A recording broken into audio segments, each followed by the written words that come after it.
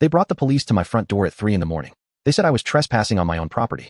That was the moment I knew this thing was going to get ugly and that I had to tell you how it went down. Because if you ever find yourself staring down a pack of bylaws and a person who thinks those bylaws give them the right to run your life, you deserve to know what actually worked, what nearly broke me, and what kind of cheap courage gets you through the long nights. My name is Eli Harper. I fix old wiring for a living wiry hands, a back that remembers every house I've crawled under, and an appetite for coffee that should come with a health warning. I grew up with my grandfather out on the edges of town. He taught me how to read a property line the way other people read a map. You learn the quirks, you learn the fences, you learn where the land is stubborn and where it gives.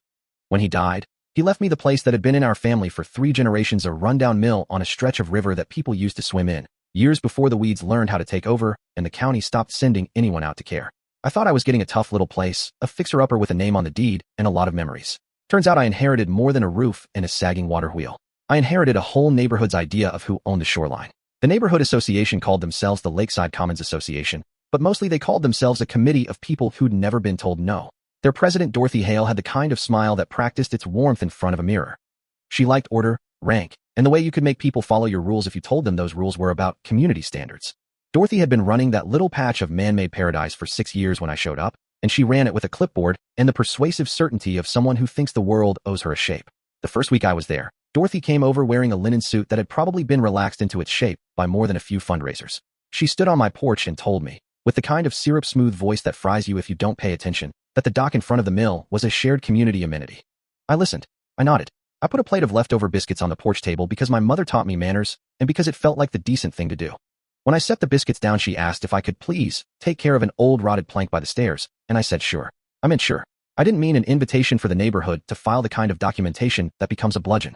There were small signs first, a polite letter from the HOA about keeping the shoreline clear, a request to volunteer for community maintenance that always got reassigned to the same handful of people, a claim that the community dock had been in place since before anyone could remember. I didn't snap back. I fixed the plank. I met the neighbors who had been there a long time and the ones who floated through like weeds. Then the violations started showing up: a code inspector at the end of a Tuesday, a notice about unauthorized structures on my property, and a polite demand that I apply for permits to do anything that involved the river or the dock. That is the administrative way of saying someone put a bureaucratic leash on you and then tugged it when you blinked. Dorothy's letters were always polite. She signed them with a handwritten flourish that made it look like she had time to handwrite things.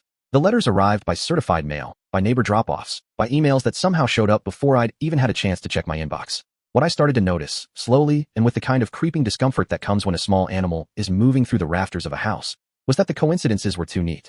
Code showed up the day after Dorothy complained. The anonymous tip to the sheriff's office always came late on a Friday. People who used to speak in the grocery store now avoided my eyes. And my dock was being claimed in a way that had more to do with a community story than with what the deed actually said. My grandfather used to say deeds are stubborn things. They don't care about gossip or how many people remember something. They care about signatures, dates, and stamps. I pulled the deed from his old desk, unrolled a survey that had been done in the 70s, and realized the shoreline line on paper did not match the shoreline people were telling me about over coffee at the community center. The mill's deed included the 3 wooden pilings that held the old dock.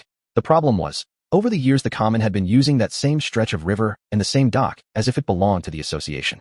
When you have enough people who say something loud enough, memories become pressure, and pressure eventually reshapes how a place acts. I started doing what felt stupid and small and practical.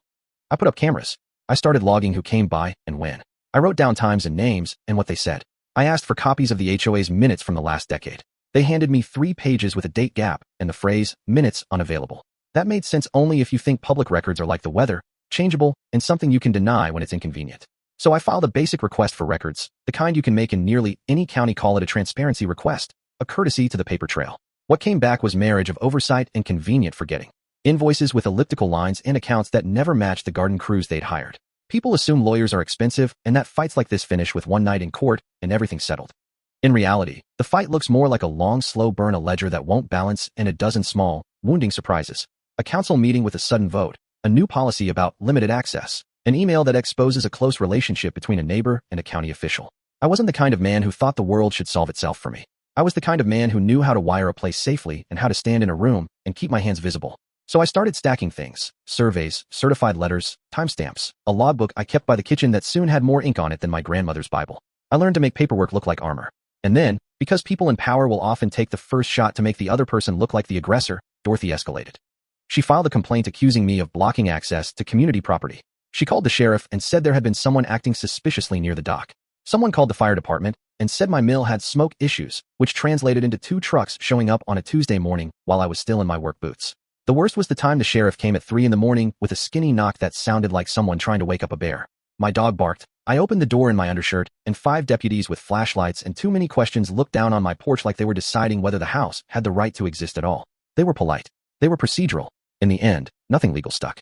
But what stuck to my bones was the knowledge that a neighbor had called the police on me in the middle of the night, and that, for a few shaky hours, I was the kind of person who had to explain his right to be under his own roof.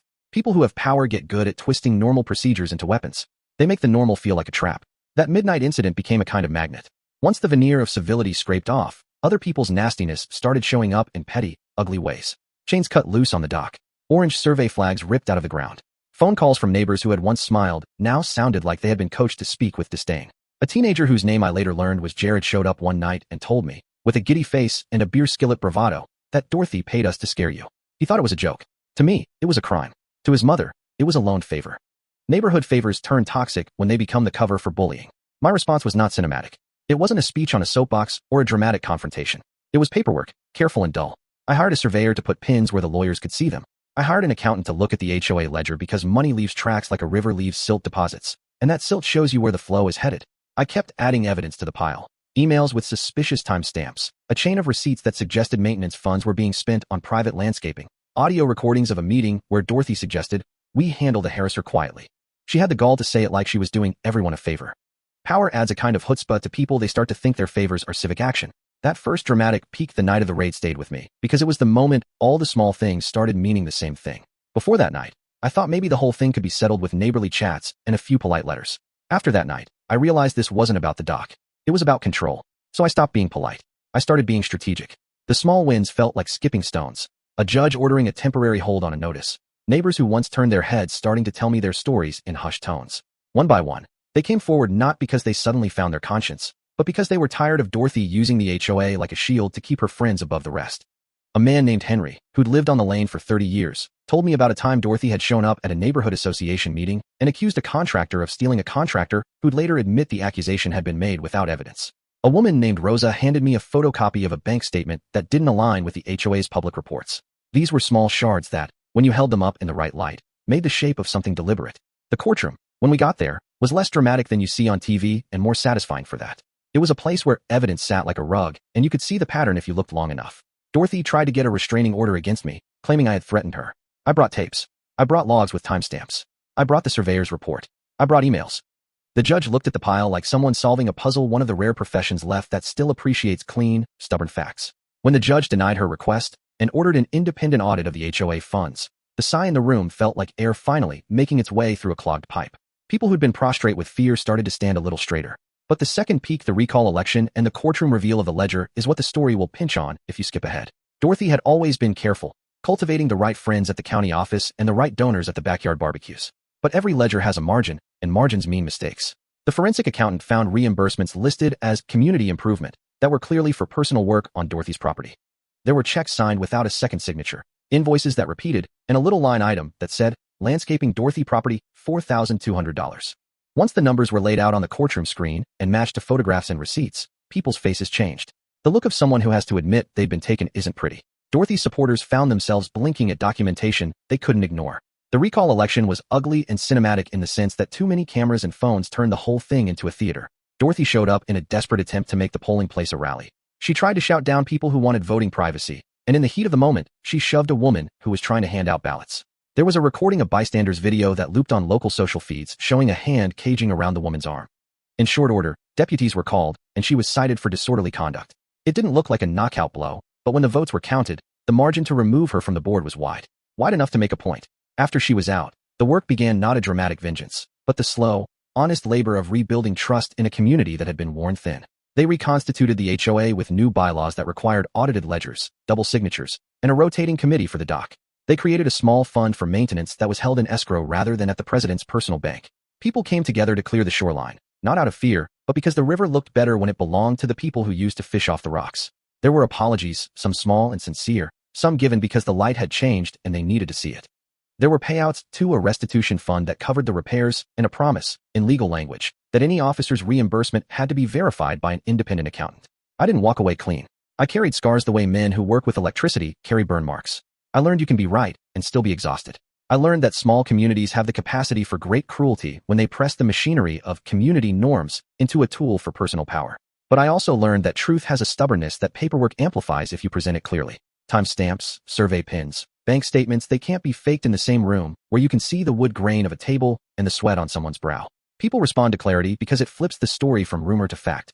There were parts of this I wish I could have avoided. There were nights I lay awake thinking about whether the mill would burn down, or whether a loose spark might find an old beam and the whole place would go up like the kindling of a life I was just getting back. I grew up with a man who taught me how to care for things, and watching a place you love become the theater of a neighbor's fever dream is its own kind of grief. But there were small, bright moments too. The first time I sat by the wheel after we got the power properly rerouted, watching the river catch the light like it was thinking about forgiveness. The day Henry came over with a box of tools and said, "We used to be a place where people helped each other. I'm done being afraid." And then he showed me the ledger he'd found in a folding file in his garage with receipts I hadn't seen before. Those moments mattered, because they reminded me this isn't just about winning a court case or showing up with enough evidence to make a prosecutor curious. It's about the actual people who share a place and decide whether they want to be neighbors or litigants. I also want to be honest about mistakes. I made a few, mostly related to trust.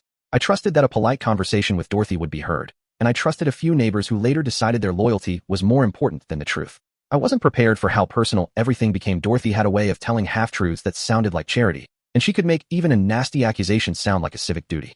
If there's advice in that, it's this: keep your records. Don't let the appearance of community drown your right to clarity. And if you're in a fight with a person who treats rules like a personal toy, assume they're not going to stop at polite means. At the end of the day, the mill still stands. We fixed the roof and the wheel. We put a little plaque on the front porch that says, Oak Ridge Mill Harper Family 1923, because names matter, and because a small insistence on history is part of how you protect a place. I still wake up early. I still drink too much coffee. I still fix other people's electrical mistakes for money that helps keep the lights on. But there's a quiet now at the mill that feels earned, not peace bought by appeasement, but a kind of hard-won calm that comes with knowing you stood for the right thing, even when standing felt like a lonely trade. If there's a takeaway, and I know you watch these stories because you want one, it's simple enough. Paperwork is a kind of truth if you're willing to collect it. Legal procedures are a kind of armor if you're willing to learn how they work, and community is a fragile thing that requires constant tending. Don't romanticize confrontation. It's messy and costly. But don't let someone with a clipboard and a practiced smile convince you they have more rights than the ink on your deed. Fight the small fights early. Document the calls and the visits and the receipts. Ask neighbors for copies of minutes, and don't take, "We can't find them," as a final answer. Find the people who will tell you the truth even when the truth is awkward. Build a pile of facts large enough to be inconvenient, not because you want to be vindictive, but because truth is a stubborn kind of comfort when the nights get long. There is a part of this story I can't fully close out, the part where people who felt betrayed still sit on porches and wonder if the new order will hold, where Dorothy's supporters still argue that she'd been protecting the neighborhood, and that my stubbornness wrecked a gentle balance. That argument won't go away because human beings love to tell a good story that makes them the hero. So here's the thing. Tell me what you think. Was I right to push so hard? Was Dorothy just a product of the system that lets powerful people consolidate control? Where do we draw the line between community standards and personal power? Drop a comment and tell me your thought, not just good or bad, but the specifics you see from where you stand. Share your own stories if you faced a neighbor who weaponized a rulebook. And if you found anything here useful, hit like, share with someone who lives in a place with an HOA or a neighborhood association, and subscribe if you want episodes that peel back the small town civility and show what lives underneath. If nothing else, tell me in your town, who decides what community really means and whose hands are on the ledger?